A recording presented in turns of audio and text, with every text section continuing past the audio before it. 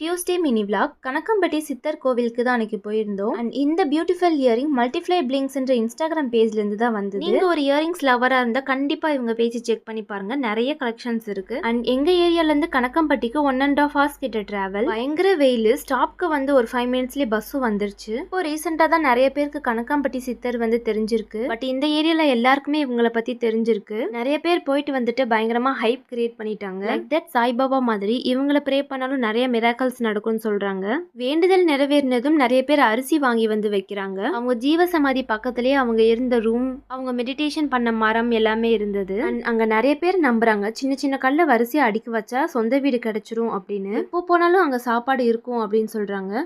நாங்க போன அன்னைக்கு சாம்பார், ரசம், பீட்ரூட் பொரியல் வச்சிருந்தாங்க. சாப்பிட்டுட்டு கொஞ்ச நேரம் அங்கேயே உட்காந்துட்டு அப்படியே கிளம்பி வந்துட்டோம். அண்ட் நீங்கள் கணக்கம்பட்டி போயிருக்கீங்களா இல்லையான்னு கமெண்ட்டில் சொல்லுங்கள். நீங்கள் போயிட்டு வந்து ஏதாவது மிராக்கல்ஸ் நடந்திருந்தால் அதையுமே கமெண்ட்டில் ஷேர் பண்ணுங்கள்.